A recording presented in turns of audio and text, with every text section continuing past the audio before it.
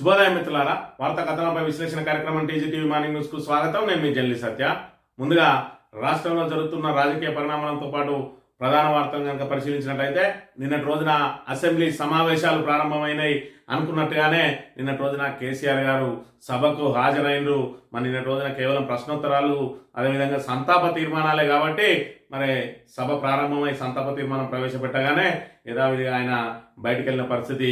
దీని మీద నిన్నటి రోజున రేవంత్ రెడ్డి ఆయన ద్వారా ఒక ఆసక్తికర సన్నివేశం జరిగింది. మరి ఏదైతే కేసీఆర్ గారు సభకు హాజరైనరో ఆయనను స్వయంగా ఆయన వద్దకు వెళ్ళి మరి ఇక్కడ పలకరించి షేక్ హ్యాండ్ ఇచ్చిన దాన్ని ఇక్కడ పెద్ద ఎత్తున నిన్నటి రోజున ప్రచారం జరుగుతూ ఉన్నది. దీని మీద చర్చ జరుగుతూ ఉన్నది. కేసీఆర్ గారి దగ్గరికి వచ్చి కరచాలనం చేసి మరి ఇక్కడ ఆరోగ్యం గురించి వాకప్ చేసిండు అని చెప్పి మరి ఇక్కడ కాంగ్రెస్ నాయకులు భిన్నంగా అంటే రకరకాలుగా ప్రచారం చేసుకుంటారు. ఒకటేమో మరి ఇక్కడ రేవంత్ రెడ్డి ఆయనకు సంబంధించి ఆయన అంటే ఏ విధంగా సభకు గౌరవం ఇస్తాడు, ఏ విధంగా మరి ఇక్కడ ప్రతిపక్షాలకు గౌరవం ఇస్తాడని చెప్పి దీన్ని పెద్ద ఎత్తున భూతత్వంలో చూపెట్టడంతో పాటు మరోవైపు ఇక్కడ ఏదైతే రేవంత్ రెడ్డి వచ్చిన సమయంలో అందరూ లేచింది కానీ ఇక్కడ కేటీఆర్ అదేవిధంగా కౌశిక్ రెడ్డి మాత్రమే లేవలేదు అని చెప్పి ఇది మరి అదైతే ప్రచారం చేస్తా ఉన్నారు. ఇందులో ఒకటి గమనించినట్టయితే మరి ఇక్కడ ఇంత సభా సాంప్రదాయాలను పాటించి ఇంత గౌరవపూర్వకంగా మర్యాదపూర్వకంగా ప్రతిపక్షాలకు ఇంత మర్యాద ఇస్తా అని చెప్పి మరి ఏదైతే ఒక బూత్ సినిమా మొత్తం లాస్ట్ రీల్ వరకు బూతులు పెట్టి ఆ తర్వాత ఒక్క నిమిషం పాటు ఇగో ఇలా చేస్తే ఇగో ఈ విధంగా జీవితాలు నాశనం అవుతాయని చెప్పి ఒక చిన్న సందేశం ఇచ్చి దానికి ఏదైతే సందేశాత్మక చిత్రము అని చెప్పి ఏదైతే పేరు పెట్టుకుంటారో ఇగో రేవంత్ రెడ్డి పరిస్థితి కూడా అదే విధంగా ఉన్నది. మరి ఇక్కడ రోజంతా బూతులు తిడుతూ ఏదైతే సమావేశం ఏదైనా అది పాఠశాల అయినా కళాశాల అయినా అదేవిధంగా అది పోలీసులకు సంబంధించిన అంశమైనా లేదంటే ఉద్యోగాలకు మరి వాళ్ళకు నియామక పత్రాలు ఇచ్చే సమయంలోనైనా కూడా సభ ఏదైనా కేసీఆర్ ను తిట్టడమే లక్ష్యంగా అది కూడా నానా బూతులు తిడుతూ కేసీఆర్ చావు కోరుకునే వ్యక్తి ఇలా పోయి కేసీఆర్ ను పలకరించి మరి ఆరోగ్యం గురించి వాకప్ చేసిందని చెప్పి దాన్ని పెద్ద ఎత్తున పిఆర్ స్టంట్లు చేస్తా ఉన్నాడంటే రేవంత్ రెడ్డి మరి ఇక్కడ చీప్ పాలిటిక్స్ ఇక్కడనే అర్థమవుతా ఉన్నది. కేవలం ఒకసారి కలిసి ఆయనంతా ఇక ఉత్తముడు లేడు, ఆయనంతా సభా మర్యాదలు తెలిసిన వ్యక్తి లేడు, ఆయన ప్రతిపక్షాలకు ఇచ్చే విలువ ఈ విధంగా ఉంటుందని చెప్పి మరి ఇక్కడ don't judge A book by its cover అని అంటారు. అంటే ఒక కవర్ పేజీని చూసి ఆ బుక్ ఏ విధంగా ఉంటుందో జడ్జ్ చేయకు. అదే విధంగా రేవంత్ రెడ్డి చేసిన ఈ యొక్క ప్రక్రియతోటి ఆయన మనస్తత్వాన్ని లెక్క చేయక అనేది నాకు సరిగ్గా సరిపోతుంది. Don't judge A book by its cover అని చెప్పి ఏదైతే అంటారో మరి ఇక్కడ ఈయనకు అది సరిగ్గా అతికినట్టు కనబడుతుంది. ఏదైతే ఈయన కనబడేదంతా నిజం కాదు, ఈయన చేసేదంతా వాస్తవం కాదు, ఇదంతా కేవలం పిఆర్ స్టంట్లు మాత్రమే. మరి ఇక్కడ ఒకవైపు అక్కడ కరచాలనం చేసిండు, మరి ఇక్కడ మన సోషల్ మీడియా వికృత చేష్టలు చూసినట్టయితే నిన్నటి రోజున కేసీఆర్ రేవంత్ రెడ్డికి వంగి దండాలు పెడతాను ఒకటి మరి ఇక్కడ కరచాలనం చేసిండని ఎవరి సీటు దగ్గరికి వచ్చిండు. మరి తప్పు లేదు, ఇక ప్రతిపక్ష నేతను ఆ విధంగా గౌరవించి మరి ఇక్కడ అందరి దృష్టిని ఆకర్షించడానికి ఏదైతే రేవంత్ రెడ్డి ప్రయత్నం చేసిండో వాస్తవంగా కూడా మరి దాన్నే పాటిస్తా ఉండాలి, విలువలు పాటిస్తా ఉండాలి. నిన్నటి రోజున కొత్తగా ఎన్నికైనటువంటి ఎమ్మెల్యే వీళ్ళకి నీతులు చెప్పాల్సిన దుస్థితి వచ్చింది రేవంత్ రెడ్డికి, అదేవిధంగా వాళ్ళ కాంగ్రెస్ మంత్రులందరికీ. మీరు వాడే భాష మరి అభ్యంతరకరంగా ఉన్నది, మాలాంటి వాళ్ళు కొత్తగా వచ్చిన వాళ్ళం మేము ఏ విధంగా దాన్ని స్వీకరించాలని చెప్పి ఆయన మరి తువాలో చెప్పు పట్టి పెట్టినట్టు ఉన్నది ఆయన భాష.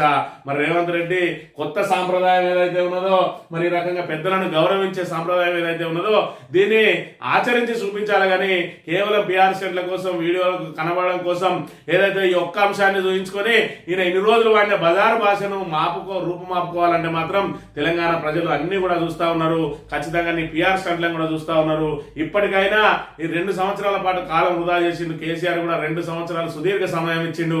ఈ 2 సంవత్సరాలలో మరి ఇక్కడ ఏదైతే నీకు ఎలాంటి డిస్టర్బెన్స్ లేకుండా మరి నీకు సజావుగా నీకు ఫ్రీ హ్యాండ్ ఇస్తే నువ్వు చేసింది ఏంటంటే ఇప్పటి వరకు పెండింగ్ ప్రాజెక్టు పూర్తి చేయలేదు, ఒక్క నిర్మాణం చేపట్టలేదు, 6 గ్యారెంటీలు అమలు చేయలేదు, 420 హామీలను అమలు చేయలేదు.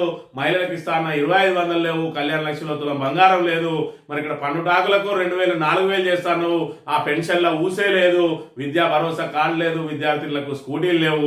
మనం ఏమిచ్చినవా అంటే ఒక ఉచిత బస్సు ఇచ్చి ఆడవాళ్ళ సీట్ల కోసం చికలు పట్టుకొని కొట్టుకునే విధంగా చేసినావు తప్ప వారి ఆత్మగౌరవాన్ని నిలబెట్టడానికి మరి ఇక్కడ డిమాండ్కు సరిపడా ఆ బస్సులను మాత్రం సరఫరా చేయలేక ఇలా సీట్ల కోసం కొట్టుకునే స్థితికి తీసుకొని వచ్చి ఇలా రేవంత్ రెడ్డి మరి ఇక్కడ తెలంగాణ ప్రజలకు ఇక నాకంటే పనిచేసిన గొప్పోళ్ళు లేడని చెప్పి ఇగో ఇలాంటి ఏదైతే పొద్దంతా తిట్టి ఒక్కసారి వచ్చి దండం పెట్టి అవన్నీ మా పాపమంతా వేయిందన్న చందంగా నిన్నటి రోజున ఆయన వివరించిన వ్యవహార శైలిని కూడా మరి ఎవరు సమర్థించడం లేదనే విషయాన్ని మనం ఇక్కడ గమనించాలి. వార్తా కథనాలను కనుక పరిశీలించినట్టయితే ముందుగా నమస్తే తెలంగాణలో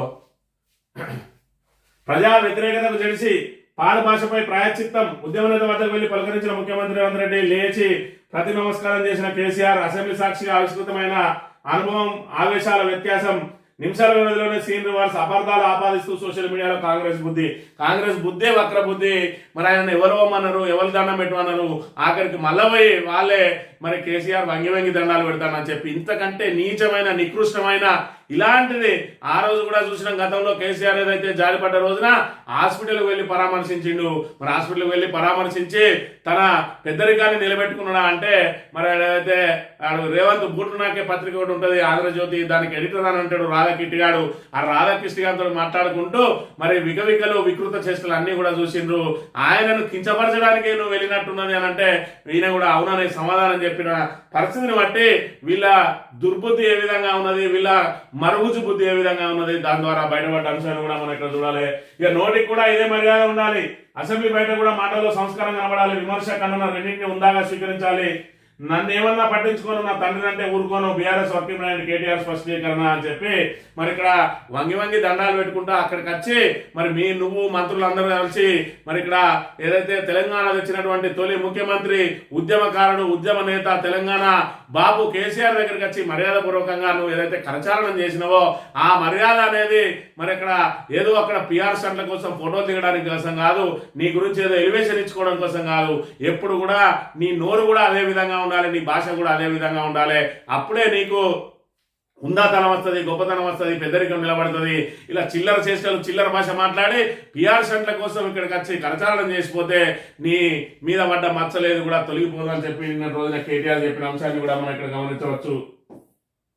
ఇక నీళ్లు నవీన మంత్రి పాలమూరు ప్రాజెక్టుపై మరోసారి ప్రిపేర్ అయ్యారని ఉత్తమ్, డాక్యుమెంట్లు లేక మీడియా ముందు తెల్లముఖం, ప్రాజెక్టు వివరాలు లేకుండా మీడియా సమావేశం, నీటి వాటా కుదింపుకు బీఆర్ఎస్ నెట్టేందుకు తిప్పలు, జీవో కాపీలు, లేఖల కోసం ఇరిగేషన్ మంత్రి అవస్థలు, పిఏలు, ఇంజనీర్లు అడిగిన చేతికందిన పత్రాలు, తాను రాసిన లేఖను అందించలేకపోయిన ఉత్తమ్, 2022 నాటి జీవో కాపీ మీడియాకు అందజేత, పాలమూరుకు 90 టీఎంసీల కేటాయింపు. మరి అలా ఇప్పటి వరకు ప్రధానంగా ఈ అసెంబ్లీ సమావేశాలు ఎందుకు ప్రారంభమైనాయి, ఇలా 2 రకాలు ఉన్నాయి. ఒకటి, సంవత్సరం మారిన తర్వాత మరి ఇక్కడ అసెంబ్లీ సమావేశాలు కనుక పెట్టినట్టు ఉంటే ఖచ్చితంగా గవర్నర్ ప్రసంగం ఉండాలి. అంటే 29వ తేదీనే పెట్టడానికి ప్రధాన కారణం ఏంటి అని అంటే 31 తర్వాత అంటే జనవరిలో కనుక మరి ఇక్కడ అసెంబ్లీ సమావేశాలు పెట్టినట్టు అయ్యే ఉంటే సంవత్సరం మారింది కాబట్టి ఖచ్చితంగా గవర్నర్ ప్రసంగం ఉండాలి. మరి గవర్నర్ ప్రసంగం ఉంటే గవర్నర్ ప్రసంగం మీద ధన్యవాదాలు తెలిపే తీర్మానానికి ప్రతిపక్ష నేతకు సుదీర్ఘమైనటువంటి సమయం ఉంటుంది. ఆ సుదీర్ఘ సమయం కనుక ప్రతిపక్ష నేతకు ఇచ్చినట్టయితే అసలే కృష్ణా జలాలు, జలదోపిడి మీద, జల హక్కుల మీద, ఏదైతే పాలమూరు రంగారెడ్డి ప్రాజెక్టు మీద, ఉమ్మడి పాలమూరు రంగారెడ్డి నల్గొండ జిల్లాలకు జరుగుతున్న అన్యాయం మీద ఇవాళ జరుగుతున్నది ఈ సమావేశం కాబట్టి వాళ్ళకు ఖచ్చితంగా మరి ఉతికి ఆరేస్తుంది బీఆర్ఎస్ అని చెప్పి మరి తొండి సభ పెట్టిండు రేవంత్ రెడ్డి. 2 రోజుల ముందుకు జరిపి ఇవాళ 29వ తేదీనే మరి ప్రారంభం చేసి, ఎందుకంటే ఈ సంవత్సరంలోనే వెళ్ళిపోతుంది, 2025 కింద వెళ్ళిపోతుంది. 2025లో ఆల్రెడీ గవర్నర్ ప్రసంగం అయిపోయింది కాబట్టి మరి జనవరిలో పోతే మళ్ళా గవర్నర్ ప్రసంగం పెట్టాలి, సుదీర్ఘ సమయం ఇవ్వాలి. ఏదో 2-3 రోజులు సభ నడుపుకొని మరి ఇక్కడ చేతులు దులుపుకోవడానికి ప్రయత్నం చేస్తా ఉన్నాడు మరి ఇక్కడ రేవంత్ రెడ్డి అనే విషయాన్ని మనం ఇక్కడ ప్రధానంగా గమనించాలి. దానికి సంబంధించి మరి ఇంత పెద్ద ఏదైతే మరి సవాల్ చేసి కేసీఆర్ ను దమ్ముంటే సభకు రా, చర్చ పెడతాం, ఎన్ని రోజులైనా సరే అని చెప్పి చిటికలేసి తొడలు కొట్టి ఇవాళ కేసీఆర్ సభకు వస్తాను అనగానే ఆగమాగం అవుతా ఉన్నారు. మరి ఆగమాగమై ఇవాళ బీఆర్ఎస్ మీద బురద వెళ్ళడానికి మరి ఇక్కడ చిట్చాట్ ఏర్పాటు చేసి నిన్న రోజున మంత్రి ఉత్తమ్ కుమార్ రెడ్డి పోనీ చిట్సాటు మరి ఏదైతే ఏర్పాటు చేసిండో ఆ బురద చల్లడానికైనా మంచిగా ప్రిపేర్ అయ్యి వచ్చినా అంటే దానికి కూడా ప్రిపేర్ అయ్యి రాలేదు ఈ మంత్రి. మరి నీళ్ళ మంత్రి నల్గొండ జిల్లాలోనే ఉంటారు కావచ్చు, ఆఫ్ మైండ్ కావాలంటే మరి అక్కడేమో నీళ్ళలో వాటర్ కలిసి ఎస్ఎల్బిసి ఊలిపోయిందని ఎవడంటాడు. ఇవాళ ప్రిపేర్ అయ్యి రాలేదని ప్రతిపక్షం నుంచి మొదలుకొని అధికార పక్షంకి వచ్చి మంత్రి అయినాక కూడా మొన్నటికి మొన్న చూసినాం. మరి ఏదైతే హడావిడిగా కేసీఆర్ ప్రెస్ మీట్ పెట్టినా వెంటనే ప్రెస్ మీట్ పెట్టి ఈ అన్ని వివరాలన్నీ త్వరలో చెప్తామని చెప్పి ప్రిపేర్ అయ్యి రాలేదని పక్కకు వేయండు. మళ్ళా నిన్నటి రోజున కూడా ప్రిపేర్ అయ్యి రాలేదన్నట్టుగానే ఆయన వ్యవహార శైలి ఉన్నది. ఏదైతే మరి ఇక్కడ పాలమూరు రంగారెడ్డిలో బీఆర్ఎస్ హయాంలోనే మరి నష్టం జరిగింది అని చెప్పి అసలు 45 టీఎంసీలకు ఒప్పుకున్నదే బీఆర్ఎస్ అని చెప్పి మరి ఇక్కడ ఆధార రహిత విమర్శలు చేయడానికి ప్రయత్నం చేస్తారు. నిన్నటి రోజున మరి విలేకరులు ఆధారాలు అడిగిరట.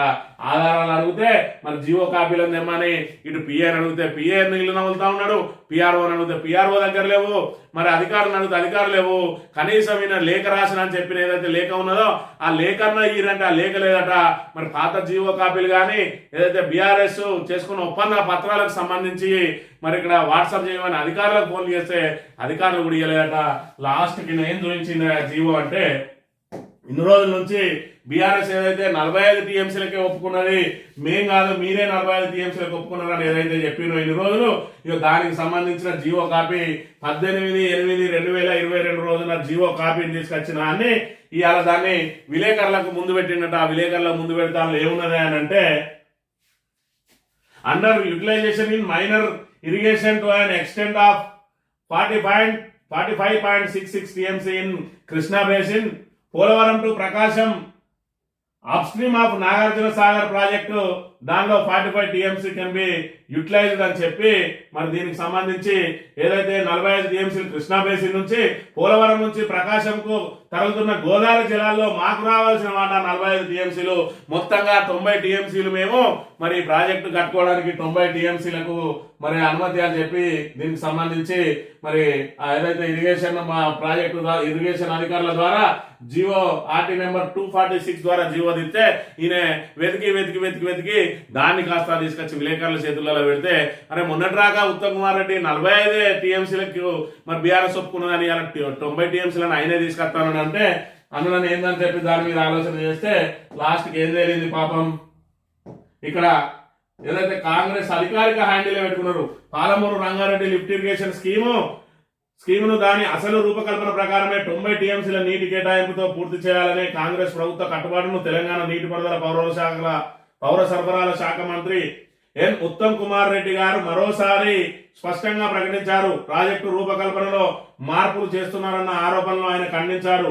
మీడియా ప్రతినిధులతో జరిగిన సమావేశంలో మాట్లాడిన మంత్రి ఉత్తమ్ కుమార్ రెడ్డి గారు 2022 ఆగస్టు 18న అప్పటి బీఆర్ఎస్ ప్రభుత్వం జారీ చేసిన ప్రభుత్వ ఉత్తర్వు ప్రకారమే ప్రస్తుత ప్రభుత్వం ముందుకు వెళ్తుందని చెప్పి నిన్న తెలిపారు అంటాను.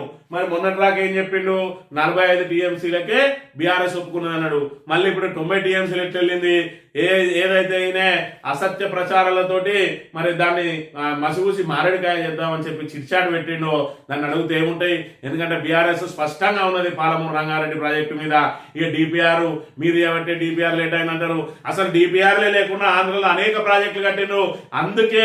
అందుకే తెలంగాణ ఏర్పడ్డ కొత్తలోనే నీ డిపిఆర్ జాంతనై మీరు యాక్సెప్ట్ చేస్తే చేయండి, చేయకుండా చేయకపోండి. మీరు యాక్సెప్ట్ చేయకపోతే తెలంగాణ మొత్తం మళ్ళా అగ్నిగుండంగా మారుతుంది. ఖచ్చితంగా మీ ఢిల్లీ మెడలు వంచడానికి తెలంగాణ ప్రజానీకాన్నంతా కూడా అవసరమైతే పార్లమెంట్ ముందరికి తీసుకొచ్చి పోరాటం చేస్తా అని కేసీఆర్ డిపిఆర్లతో సంబంధం లేకుండా ఇరిగేషన్ ప్రాజెక్టులు మొదలుపెట్టి ఆ ప్రాజెక్టులో ఆల్రెడీ నిర్మాణం జరుగుతూ ఉంటే దానికి సంబంధించిన అనుమతుల కోసం ప్రయత్నం చేసిండు.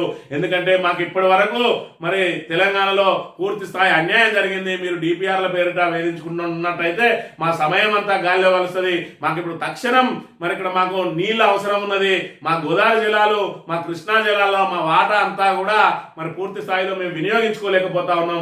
ఇంకా కూడా మీరు డిపిఆర్లతో వేధిస్తే సహించేది లేదు. మీ ఆంధ్రలో ప్రాజెక్టులు కట్టిన రోజున ఏ డిపిఆర్ పెట్టి కట్టిను అని చెప్పి బాజాప్తా అసెంబ్లీ వేదికగా ఏదైతే మరి ఇక్కడ బహిరంగ సభల్లో మరి కేంద్రాన్ని నిలదీస్తూ బాజాప్తా మరి ఇక్కడ ఏదైతే ప్రాజెక్టులకు రూపకల్పన చేసిండు వాటిని ఆచరణలోకి తీసుకొని వచ్చిండు.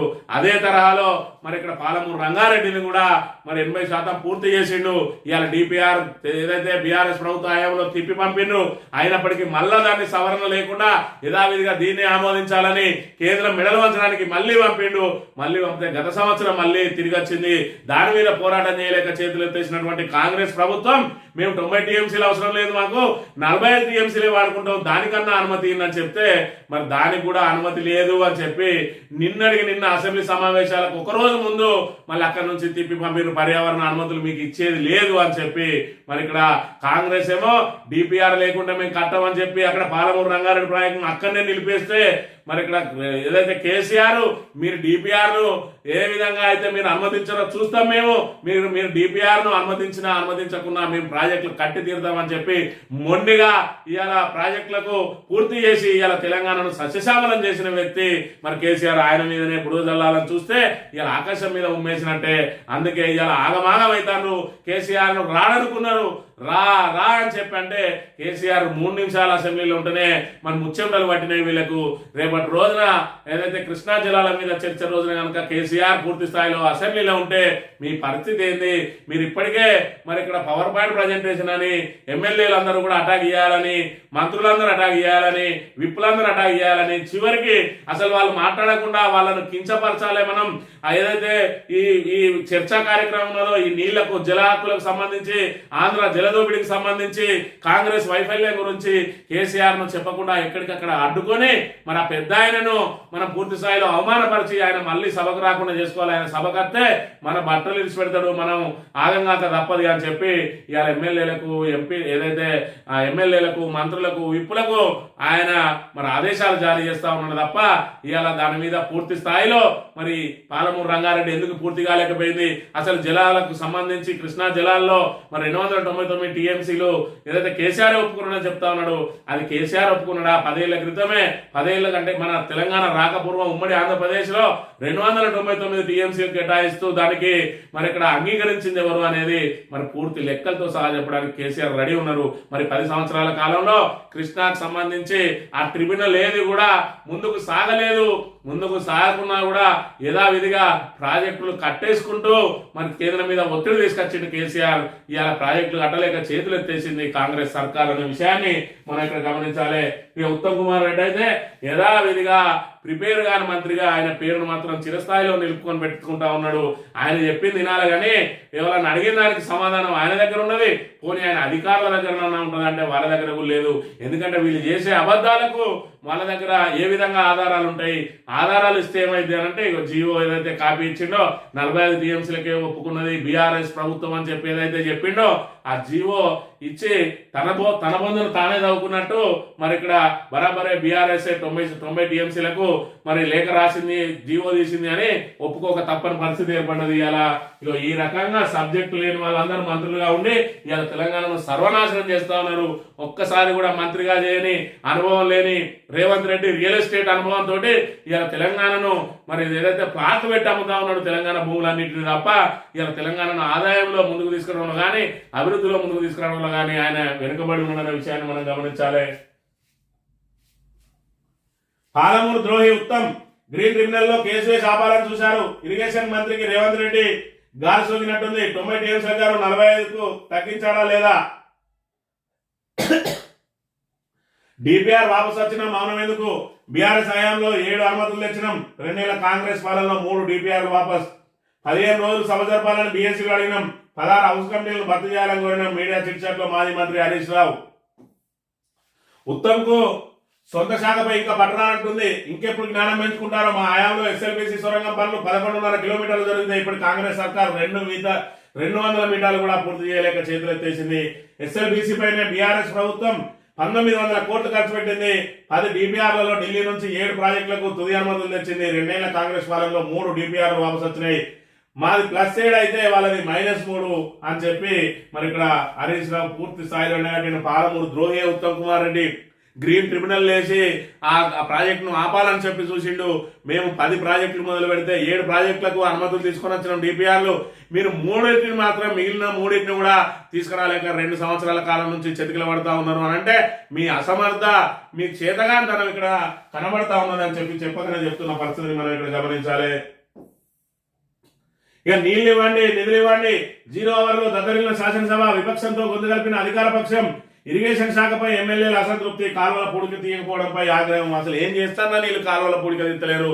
అసలు ఏం జరుగుతా ఉన్నది తెలంగాణలో?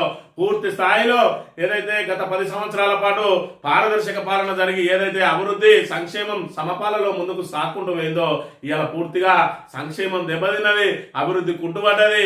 ఇవాళ జేబులు నింపుకోవడానికి ఎవరు ఏ శాఖ నుంచి ఏ విధంగా రావాలి, కాంట్రాక్టర్లకు బిల్లులు చెల్లించి మరి దాని కమిషన్లు దండుకోవాలనేది తప్ప ఇవాళ ప్రజల శ్రేయస్సు కోసం ఏ మంత్రి ఆలోచన చేయకపోవడం మరి ఈ కాంగ్రెస్ ప్రభుత్వానికే చెల్లింది.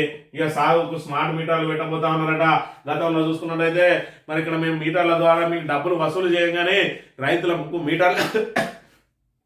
మీటర్లు పెట్టాలని మోడీ ప్రభుత్వం ఎంత ఒత్తిడి తెచ్చినా కేసీఆర్ ససేమిరా అన్నాడు, పెట్టేది లేదన్నాడు. మేము సబ్సిడీలు ఇవ్వమంటే మీరు ఇవ్వకపోయినా పర్లేదు, మేము రైతులకు ఖచ్చితంగా పెట్టమన్నారు. దీని ద్వారా ఏమైతుందంటే రైతు ఎంత విద్యుత్ వాడుతా ఉన్నాడు అని చెప్పి రాబోయే రోజులలో లెక్కలు కట్టి వాటి ద్వారానే మళ్ళీ నెక్స్ట్ రైతుకు కరెంటు ఛార్జీలు వసూలు చేసే అవకాశం ఉంటుంది. అందుకని చెప్పి ఏ రైతు ఎంతైనా వాడుకొని వాళ్ళు వాడేది వ్యవసాయం కోసమే. మరి అక్కడ వ్యవసాయ మోటార్లకు ఇతరత్ర తరలించే అవకాశం లేదు, నీటిని వేరే వినియోగానికి వాడే అవసరం లేదు. ఏదైతే ఆ బోర్ల కోసం కేటాయించిన ఏదైతే ఆ విద్యుత్ లైన్ ఉందో ఆ విద్యుత్ లైన్ ద్వారా అక్రమంగా వాడుకోకుండా చర్యలు తీసుకుంటాం, కానీ మీటర్లు మాత్రం పెట్టేది లేదు అని చెప్పి అంటే ఇలా రేవంత్ రెడ్డి వచ్చిన తర్వాత ఒక్కొక్కటిగా కేంద్రానికి లొంగిపోతా ఉన్నాడు. వచ్చి రావడంతో ఇవాళ కృష్ణా ప్రాజెక్టును తీసుకుపోయి కేఆర్ఎంబి చేతికప్ప చెప్పిండు. ఇవాళ ఆంధ్ర చేతిలో ఇవాళ అది ఉన్నది. ఎందుకంటే ఇవాళ ఆంధ్ర గవర్నమెంట్ కు సంబంధించిన చంద్రబాబు నాయుడు ఆయన టీడీపీ ఎంపీలు అవసరం ఉన్నాయి కాబట్టి ఇవాళ కేంద్రం చంద్రబాబు నాయుడు ఏం చెప్తాది వింటా ఉన్నది. ఇవాళ కేంద్ర బలగాల చేతిలో కృష్ణా ప్రాజెక్టు ఉండడంతో ఇవాళ మనకు హైదరాబాద్ తాగునీటి కూడా కేఆర్ఎంబి అనుమతి తీసుకోవాల్సిన దుస్థితిని తీసుకొచ్చిండు. ఆ రోజు మన తెలంగాణ చేతిలో ఉన్న ప్రాజెక్టును ఇవాళ ఆంధ్ర చేతిలో పెట్టిండు రేవంత్ రెడ్డి. ఏదైతే పాలమూరు రంగారెడ్డికి సంబంధించి 90 టీఎంసీల అలొకేషన్ ఉంటే 45 టీఎంసీలు చాలని చెప్పి అక్కడ చేతులెత్తేసిండు. ఇక్కడ బనకచెర్ల ప్రాజెక్టు కడతా ఉన్నారు అక్కడ అంటే దానికి చేతులెత్తేస్తే బీఆర్ఎస్ పోరాటంతో వాళ్ళు వెనక్కి తగ్గి ఇవాళ పోలవరం నుంచి మళ్ళీ నల్లమల సాగర్కు నీటిని తరలించడానికి మళ్ళీ ఒక అక్రమానికి తెరలేపుతా ఉన్నారు. ఈ రకంగా మరి తెలంగాణ పూర్తిగా జలదోపిడికి గురైతా ఉంటే అసమర్థ కాంగ్రెస్ ప్రభుత్వం మాత్రం వేడుక చూస్తా ఉన్న పరిస్థితిని మనం ఇక్కడ చూడవచ్చు. 3 రైతుల ఆత్మహత్యట. మరి ఆత్మహత్యల పరంపర ఇంకా కొనసాగుతూనే ఉన్నది. దిగుబడి రాక ఇబ్బందులు, అప్పుల భారంగా మారడంతో మనస్తాపం. వరంగల్, ఆదిలాబాద్ జిల్లాలో విషాదం. ఏ రోజు పేపర్ తీసినా ఖచ్చితంగా రైతు ఆత్మహత్యలు కనబడుతూనే ఉన్నాయి. మరి అయినా కూడా కాంగ్రెస్ దీని మీద ఇప్పటి వరకు ఆ రైతు ఆత్మహత్యలను అరికట్టడానికి ఏ చిన్న ప్రయత్నం కూడా చేయలేదు అని చెప్పి చెప్పక తప్పదు. ఇక పురపౌరకు రంగం సిద్ధమట.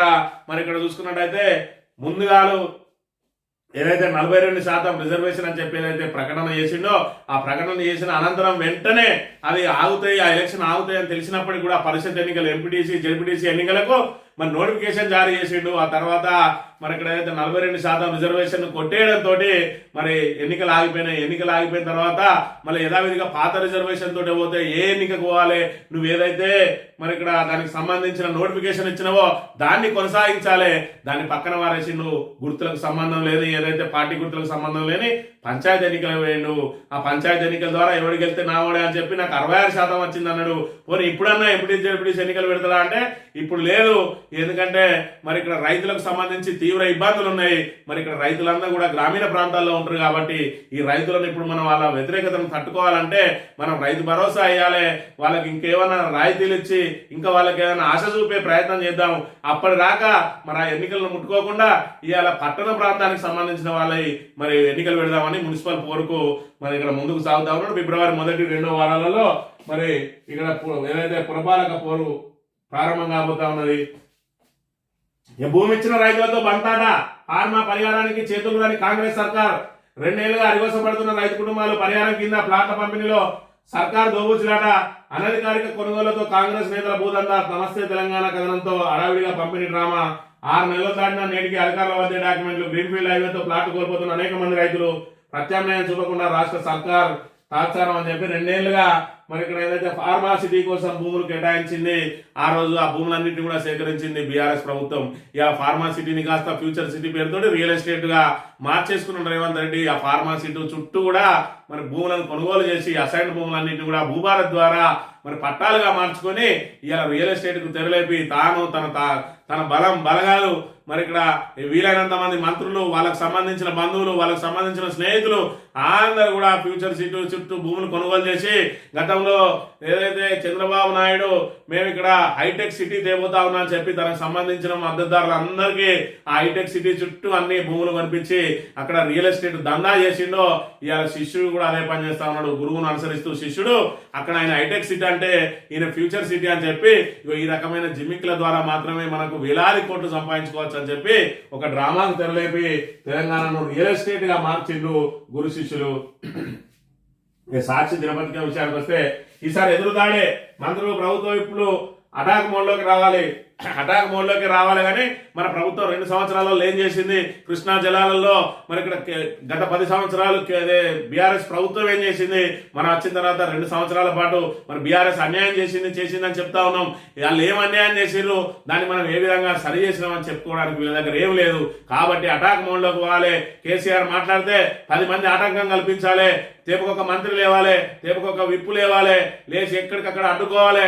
అడ్డుకొని సమాచారం ఏది కూడా ప్రజలకు చేరకుండా ఇవాళ దాన్ని పూర్తి స్థాయిలో అటాక్ మోడ్ లో మనం ఆపేయాలి తప్ప సమాధానాలు అడిగితే మన దగ్గర ప్రశ్నలు అడిగితే సమాధానాలు లేవు కాబట్టి మనం అటాకే చేయాలని దిశానిర్దేశం చేస్తున్న దద్దమ్మ ప్రభుత్వం ఈ కాంగ్రెస్ ప్రభుత్వం అనే విషయాన్ని మనం ఇక్కడ గమనించాలి. ఇక గడ్డం పెంచిన వాళ్ళంతా గబ్బర్ సింగ్లు కాలేరు, మీసాలు పెంచడం సులభం, పాలన చేయడమే కష్టం అని చెప్పి మరి పేడుమూతి బోర్లింగం అని చెప్పి ఏదైతే ఆయన మాట్లాడిందో మరి దాని మీద ఇప్పటికే పెద్ద ఎత్తున విమర్శలు వస్తున్నాయి. అప్పటికి నిన్నటి రోజున కేటీఆర్ కూడా అన్నాడు, ఆయన నన్ను ఉద్దేశించి కాదు, అలా నాయకులు రాజీవ్ గాంధీ, రాహుల్ గాంధీ వాళ్ళకు కూడా మీసాలు ఉన్నాయి, మరి ఆయన కోపాన్ని అంతా అక్కడ చూపించినట్టున్నాడని చెప్పిండు. మరి సోషల్ మీడియాలో అయితే ఈ వ్యాఖ్యలు పెద్ద ఎత్తున వైరల్ అవుతా ఉన్నాయి. అలా అల్లుడు స్వయంగా బిడ్డనిచ్చిన అల్లుడే పేడుమూతి కాడని చెప్పి మరి ఇక్కడ ఆయన చేసిన వ్యాఖ్యలను ఆయనకే తిప్పి కొడతా ఉన్నారు. అంటే నరం లేని నాలుక నోరు జారేటప్పుడు ఇవన్నీ కూడా చూసుకోవాలి.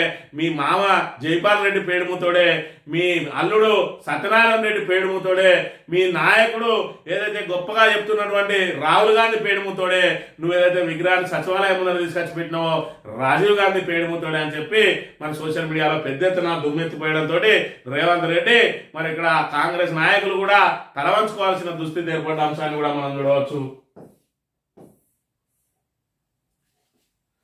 మీ చేతగాంతనంతోనే రాష్ట్రానికి నష్టం. నిజంగానే ఎవరి చేతగాంతనం అంటే ఖచ్చితంగా ఈ ఉత్తమ్ కుమార్ రెడ్డి లాంటి వాళ్ళు, రేవంత్ రెడ్డి లాంటి వాళ్ళు, శ్రీధరబాబు లాంటి వాళ్ళు, కోమటిరెడ్డి లాంటి వాళ్ళ చేతగాంతనంతో ఇవాళ మన తెలంగాణకు పూర్తిగా నష్టం జరుగుతూ ఉన్నది. ఈయనకు ఏదైనా ప్రశ్న అడిగితేనే దానికి ప్రిపేర్ అయి రానోడు ఇలా తెలంగాణ హక్కులను ఏ విధంగా కాపాడుతాడో ఒక్కసారి ఆలోచన చేసుకోవాలి. ఇలాంటి మంత్రి చేతిలో పెట్టి ఇవాళ మనం చదరంగం ఆడుతా ఉన్నాం. ఇవాళ తెలంగాణలో ఎందుకు 10 సంవత్సరాల పాటు పారదర్శక పాలన అందించినటువంటి బీఆర్ఎస్ ను ఎందుకు చేజార్చుకున్నామా అని చెప్పి ఇలా తెలంగాణలో ఆవేదన పడని సామాన్యుడు లేడు అని అంటే వీళ్ళ పాలన ఎంత దరిద్రంగా ఉన్నదో, ఎంత సర్వభ్రష్టంగా ఉన్నదో ఒక్కసారి ఆలోచన చేసుకోవాలి. ఈ ఆంధ్రజ్యోతి విషయానికి వస్తే మరి ఇక్కడ రేవంత్ రెడ్డి పలకరించిందని చెప్పి ఇక పెద్ద ఎత్తున ఇక మొత్తం ప్రజా సమస్యలన్నింటినీ మర్చిపోయిండు. ఈ తాబేదారు గాడు బాగున్నారా అని చెప్పి ఆత్మీయంగా పలకరించాడు రేవంత్ రెడ్డి. అంటే ఇన్ని రోజులు బూతులు తిట్టింది వేయింది, ఇన్ని రోజులు కేసీఆర్ సావును కోరుకున్నది వేయింది. కేసీఆర్ కుక్క సాగు చావాలని, బండ కట్టుకొని బాయిల పడాలని, మరి ఇక్కడ ఎక్కి తొక్కిచ్చి సంపుతా అని, పేగులు తీసి మెడకేసుకుంటా, కనుగుడ్లు గోళీలాడతా అని ఇవన్నిటిని ఇడిచిపెట్టి ఇవాళ బాగున్నారా అని అడిగిండు అని చెప్పి రేవంత్ రెడ్డి అంతా మరి ఇక్కడ గొప్ప మనసున్నోళ్ళు లేడు, రేవంత్ రెడ్డి అంతా హుందాగా వివరించడం లేడు అన్నట్టుగా ఇవాళ మొత్తం ఏదైతే 24 రీళ్ల సినిమాలో 23 రీళ్లు బూతులు పెట్టి ఒక్క రీలుకు ఒక 5 నిమిషాలు 2 నిమిషాలు మాట్లాడి ఇలాంటి తప్పులు చేయకండి, మీరు ఇబ్బందులు పడకండి అని చెప్పి ఏదైతే నీతులు చెప్తారో ఆ మొత్తం ఎపిసోడ్ కు మొత్తానికి కూడా అదొక సందేశాత్మక చిత్రమైనట్టు వీళ్ళు చేసే పని కూడా రేవంత్ రెడ్డి మొత్తం తిట్లను బూతులు అన్నింటినీ కూడా దీంతో కడిగేసే ప్రయత్నం చేస్తా ఉన్నారు. కానీ తెలంగాణ ప్రజానీకం నిత్యం గమనిస్తూనే ఉన్నది. మరి ఈ పాపం ఈ యొక్క అంశంతో పోదు అనే విషయాన్ని కూడా మనం ఇక్కడ గమనించాలి. ఇక జిహెచ్ఎంసీకి సంబంధించి జిహెచ్ఎంసీ మరి ఇక్కడ 150 డివిజన్లు ఉన్నదాన్ని దాన్ని 300 డివిజన్లు చేస్తా ఉన్నారు. ఆ 300 డివిజన్లు చేస్తే ఇప్పుడు పెద్ద ఎత్తున మరి ఇప్పటి వరకు ఆ చుట్టుపక్కల ఉన్న మున్సిపాలిటీలను కూడా జిహెచ్ఎంసీలో విలీనం చేసిరు, కార్పొరేషన్లను కూడా విలీనం చేసిండ్రు. ఔటర్ రింగ్ రోడ్డు వరకు మొత్తం కూడా ఒకటే నగరంగా చేస్తారని చెప్పి మొన్నటి వరకు చెప్తే ఇప్పుడు దాన్ని 3 కార్పొరేషన్లు చేయబోతా ఉన్నారట. గ్రేటర్ హైదరాబాద్ ఒకటి, గ్రేటర్ సికింద్రాబాద్ ఒకటి, గ్రేటర్ సైబరాబాద్ అని చెప్పి 3 కార్పొరేషన్లు ఏర్పాటు చేసి 3 మేయర్లను పెడతారట. ఎందుకంటే మరి తెలంగాణకు గుండెకాయ లాంటి హైదరాబాద్ లో ఆ హైదరాబాదు మరి గెలుచుకుంటే పూర్తి స్థాయిలో వాళ్ళ కంట్రోల్నే ఉంటుందని మరి ఇలా చూసుకున్నట్టయితే అక్కడ ఎంఐఎం కు, ఆ తర్వాత మరి మొదటి స్థానం టీఆర్ఎస్ కుంటే, రెండో స్థానం ఎంఐఎం కు ఉంటుంది. ఎంఐఎం ఎందుకంటే కొంతవరకే పరిమితం అవుతుంది కాబట్టి మరి వాళ్ళ స్థానాలు వాళ్ళకు ఉంటాయి. మరి వాళ్ళ స్థానాలు విడిచిపెడితే మిగతాదంతా కూడా టీఆర్ఎస్ విన్నే ఉన్నది. మరోవైపు చూసుకున్నట్టయితే 10 ఏళ్లలో హైదరాబాద్ కు జరిగిన అభివృద్ధిని చూసి హైదరాబాద్ ఓటర్లు అందరూ కూడా బీఆర్ఎస్ పక్షమే ఉన్నారు. మొన్నటి రోజున మరి ఓటమి పాలైనప్పటికీ కూడా హైదరాబాద్ లో ఒక్క సీటు కూడా కాంగ్రెస్ కు రాలేదు అని అంటే మరి ఇక్కడ ఏదైతే బీఆర్ఎస్ హైదరాబాద్ లో ఎంత పటిష్టంగా ఉన్నదో తెలుసు. ఇవాళ కనుక మరి ఆ గ్రేటర్ హైదరాబాద్ ఒక్కటిగానే ఉండి అది బీఆర్ఎస్ వశమైతే రాబోయే రోజులలో వాళ్లకు ఎమ్మెల్యేలకు కూడా డిపాజిట్ దక్కని పరిస్థితి. కాబట్టి మరి 3 వేరువేరుగా చేసుకొని అవసరమైతే ఎంఐఎం తోటి ఒకటి సాధించుకొని ఇంకోటి ఏదన్నా మిగతా పార్టీలతోటో పొత్తుతోటో ఇంకోటి సాధించుకొని మరి కనీసం 3-2 గెలుచుకోవాలి, కనీసం ఒకటన్నా గెలుచుకోవాలి. మరి ఎంఐఎం తోటి పొత్తున్నది ఎట్లా కూడా గెలుస్తుంది. కాబట్టి మరి ఏదైతే హైదరాబాద్ మీద గుత్తాధిపత్యం బీఆర్ఎస్ ఉండకుండా చీల్చి దాని మొత్తాన్ని కూడా 3 ముక్కలు చేసి మరి ఒక్కో ముక్కకొక్కరు ప్రాతినిధ్యం వహించే విధంగా బీఆర్ఎస్ గుత్తాధిపత్యానికి చెక్కు పెట్టాలని హైదరాబాద్ ప్రజలు తమ వెంట లేరు అనేది తేలిపోయింది. హైడ్రా తోటి ఇవాళ హైదరాబాద్ లో వీళ్ళ కోట్లేసే పరిస్థితి లేదు.